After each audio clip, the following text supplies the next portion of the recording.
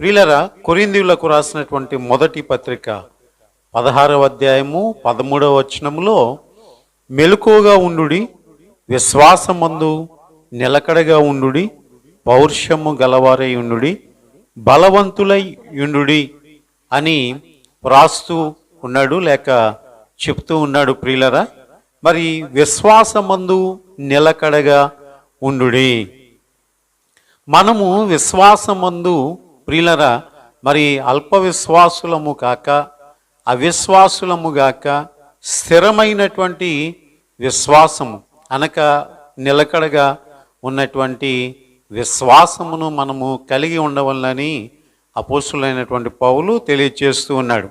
ఇవి పరిశుద్ధాత్ముని యొక్క మాటలు గనుక మనము కూడా మన జీవితాల్లో కొరింథీయులకు హెచ్చరించిన మాదిరిగానే మనలను కూడా హెచ్చరిస్తూ ఉంది కనుక ఆ వాక్యాన్ని మనం ధ్యానించాలి, వాక్యాన్ని మనం అర్థం చేసుకోవాలి, వాక్య ప్రకారంగా నడుచుకుంటకు దాన్ని మనము పాటించవలసినటువంటి వారమై ఉంటూ ఉన్నాము. ప్రియులరా, నిలకడగా ఉండుట వలన కలిగేటువంటి ప్రతిఫలము బైబిల్ గ్రంథంలోంచి 2 విషయాలను మనము ధ్యానం చేద్దాం. ఇవన్నీ కూడా చరిత్రలో వాస్తవికంగా జరిగినటువంటి విషయాలే. మనందరికీ తెలుసు, మరి రూతు మోయాబీయురాలు.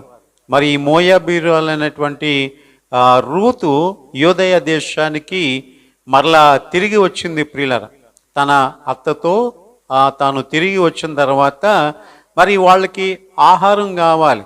అప్పుడు ఆహారం కావాల్సి వచ్చినప్పుడు రూతు తన యొక్క సమీప బంధువుడైనటువంటి బోయాజు యొక్క పొలములోనికి పరిగె ఏరుకోవడానికి వెళ్ళినట్లుగా మనకి దేవుని యొక్క వాక్యం తెలియజేస్తుంది. ప్రియులరా, బోయాజు అడుగుతూ ఉన్నాడు అక్కడ ఉన్నటువంటి పనివారిని, ఎవరు అని అడిగినప్పుడు ఈమె నయోమి యొక్క కోడలు, నీ సమీప బంధువురాలు అని వారు తెలియజేశారు. ప్రియులరా, అంతేకాకుండా రూతు గురించి బోయాజు విన్నటువంటిది ఏంటి అంటే, తన యొక్క భర్త చనిపోయిన తర్వాత మరి యవ్వనస్తులను ఎవరిని కూడా ఆమె శారీరకంగా ఆశించకుండా మరి తన యొక్క అత్త ఇంట ఎంతో నమ్మకముగాను, అలాగుననే యూదుల యొక్క ధర్మశాస్త్రాన్ని అనుసరించి నడుచుకుంటున్నటువంటి విధానాన్ని బోయసు వినడం జరిగింది. ప్రియులరా, రూతు గ్రంథము 2వ అధ్యాయము 8వ వచనంలో మనం చూసినట్లయితే, అప్పుడు బోయసు రూతుతో నా కుమారి, నా మాట వినుము, వేరొక పొలములో ఏరుకొనుటకు పోవద్దు, దీనిని విడిచిపోవద్దు,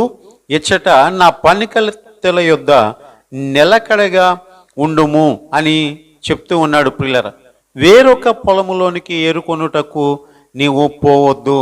వేరొకని పొలము అనగా బంధువుడు కానటువంటి అన్యుని యొక్క పొలములో ఆమెకు సరైనటువంటి గుర్తింపు ఉండకపోవచ్చు, కావలసినటువంటి సహకారం ఆమెకు అందించబడకపోవచ్చు. బంధువుగా తాను చేయవలసినటువంటి ధర్మాన్ని నెరవేర్చే విషయంలో బోయజు చాలా బాధ్యత కలిగి ప్రవర్తిస్తూ ఉన్నట్లుగా మనం చూస్తూ ఉన్నాం. అలాగుననే నాహోరు కుమారుడైనటువంటి లోతు విషయంలో కూడా అబ్రహాము మరి నా యొక్క సహోదరుని కుమారుడు అని ఎంత బాధ్యత తీసుకున్నాడు కదా. ప్రియులరా, ఇలాగున బంధువులను కూడా కొంతమంది బాధ్యత కలిగి మన కొరకు ప్రార్థించేవారు ఉంటారు, సహాయపడేటువంటి వారు ఉంటారు. అటువంటి వారందరికీ కూడా మనము ధన్యవాదాలు తెలియచేయవలసి ఉంది. అంతేకాకుండా వారి క్షేమము కొరకు కూడా మనము ప్రార్థించవలసి ఉంది. ప్రియులరా, అంతేకాకుండా బోయజు దేవుణ్ణి ఎరిగినటువంటి వాడు గనుక మరి ప్రతి ఒక్కటి కూడా దేవుని యొక్క నామము పేరట మరి బోయజు ఎంతో చక్కగా పనివారిని అందరినీ కూడా యెహోవా మిమ్మును దీవించునుగాక అని అంటా ఉంటుంటే, ఆ పనివారు కూడా అన్నారు, మా యజమానుడమైనటువంటి నిన్ను కూడా యెహోవా దీవించునుగాక అని వాళ్ళు పలుకుతూ ఉన్నారు. ఎంత అన్యోన్యత, ఐక్యత బోయజు కనుపరుస్తూ ఉన్నాడు కదా. నా పనికత్తెల యొద్ద నిలకడగా ఉండుము, ఇక్కడ నమ్మకంగా ఉండు, నిలకడగా ఉండు, ఇక్కడే ఉండు, నువ్వెక్కడికి కూడా పోవద్దు అని అంటూ ఉన్నాడు. ప్రియులరా, ఏదైనా సరే ఒక మొక్కను మనం నాటినప్పుడు దాని యొక్క స్థానంలో దానిని మనము నిలకడగా ఉంచినట్లయితే అది అంతకంతకు కూడా ఎదిగి అభివృద్ధి చెందుతుంది ప్రియులారా. మనము కూడా విశ్వాస జీవితంలో అలాగునే ఒక సంఘానికి మనం వెళ్తూ ఉన్నటప్పుడు ఆ సంఘములో మనము నిలకడగా ఉండగలిగితే, విశ్వాసమందు, పరిశుద్ధత యందు, నిరీక్షణ యందు మనము నిలకడగా ఉండగలిగితే దాని యొక్క ప్రతిఫలాన్ని తప్పక చూస్తాము ప్రియులారా. రూతు గ్రంథము 2వ అధ్యాయము 21వ వచనంలో మోయాబీరాలైన రూతు అంతేకాదు అతడు నన్ను చూచి తనకు కలిగిన పంట కోత అంతయు ముగించు వరకు తన పని వారి యొద్ద నిలకడగా ఉండుమని నాతో చెప్పిన నేను. ఈ మాట మరి రూతు ఎవరితో చెప్తుంది అంటే మరలా తన అత్త అయినటువంటి నయోమితో చెప్తా ఉంది. నేను వెళ్ళడం మన బంధువుడైనటువంటి బోయాజు పొలంలోనికి వెళ్ళాను, అతడు నిలకడగా ఉండుమని నాతో చెప్పాడు అని ఆమె తెలియచేస్తూ ఉంది ప్రియులారా. చూడండి, ఏదైతే బోయాజు చెప్పాడో, ఏదైతే తన అత్త అయినటువంటి నయోమి సలహా ఇచ్చిందో 2వ అధ్యాయము 23వ వచనం రూతు గ్రంథములో, కాబట్టి యువల కోతయు గోధుమల కోతయు ముగియు వరకు ఆమె ఏరుకొనుచు బోయాజు పనికత్తెల యొద్ద నిలకడగా నుండి తన అత్త ఇంట నివసించను. 2 ఒకటి పని కలిగించుకున్నటువంటి స్థానం బోయాజు పొలం, 2వది నివసించేటువంటి ఇల్లు కూడా మరి తన యొక్క అత్త ఇల్లు ప్రియులారా. ఈమె వాస్తవికంగా యవన ప్రాయమందు విధవరాలుగా చేయబడింది. అయితే తన యొక్క ఒంటరి తనములో లేకపోతే తన యొక్క స్వేచ్ఛ జీవితంలో తాను ఎలాంటి నిర్ణయాలైనా తీసుకునవచ్చు, ధర్మ విరుద్ధంగా ప్రవర్తించడానికి కూడా అవకాశాలు ఉన్నాయి. కానీ నియమ నిబంధనలను అనుసరించి ఒకటి తన అత్త ఇంటి స్థిరంగా ఉంది, 2వది బోయాజు పొలంలో స్థిరంగా ఉంది. దీనివల్ల ఆమెకు కలిగినటువంటి ప్రతిఫలము ఏమిటి అని చూసినట్లయితే తాను నిలకడగా ఏ యొక్క పొలములో పరిగి ఏరుకుంటూ ఉందో, ఏ యొక్క యజమాని దగ్గర ఆమె నిలకడగా ఉందో ఆ యొక్క యజమాని యొక్క భార్య కాగలిగింది. ఆ యొక్క పొలము అంతటికీ కూడా ప్రియులరా ఆమె హక్కుదారురాలు కాగలిగింది. ఒక విధంగా చెప్పాలంటే యజమానురాలు కాగలిగింది ప్రియులరా. నిలకడగా ఎక్కడైనా మనం ఉన్నప్పుడు దాని వలన గొప్పగా ప్రతిఫలాన్ని పొందుతాం. ప్రతిఫలం వెంటనే కనిపించకపోవచ్చు. కొన్నిసార్లు నిందలు, అవమానములు అనేటువంటివి కూడా మరి మన మీదకి రావచ్చు. అయినప్పటికీ కూడా దేవుడు నిలకడగా ఉన్నటువంటి విషయంలో దేవుడు గొప్ప ప్రతిఫలాన్ని ఇచ్చేటువంటి వాడిగా ఉంటూ ఉన్నాడు ప్రియులారా.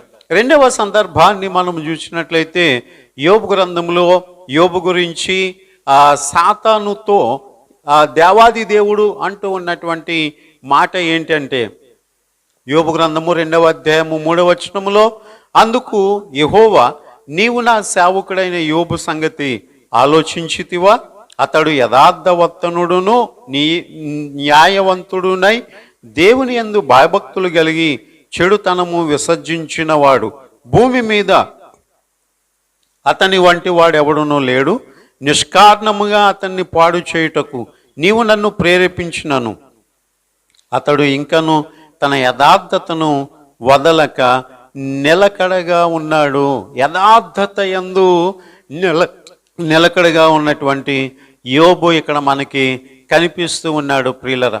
నిష్కారణముగా పాడు చేయుటకు అనుమతించబడ్డాడు.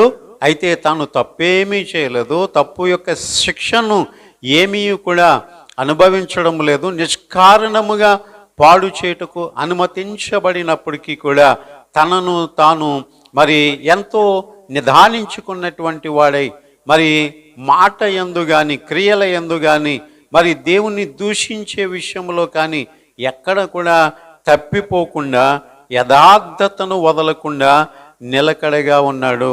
ప్రియులరా, పరిస్థితులు కొన్నిసార్లు మనలను నిలకడ నుంచి పడద్రోస్తా ఉంటుంటాయి ప్రియులరా. అప్పుడు మనము ఆ యొక్క స్థాన భ్రమణము చెందినటువంటి వారమై మనం ఎక్కడ ఉండేవారము, ఎక్కడ పడిపోయామో, ఎక్కడ వరకు వచ్చేసామో కూడా తెలియలేనటువంటి పరిస్థితి ఏర్పడతా ఉంటుంటుంది ప్రియులరా. కనుక ఎన్నో కష్టాల మధ్య యథార్థతను వదలక నిలకడగా ఉన్నటువంటి యోబుకు దేవుడు రెట్టింపు ప్రతిఫలాన్ని ఇచ్చి ఉన్నాడు ప్రియులరా.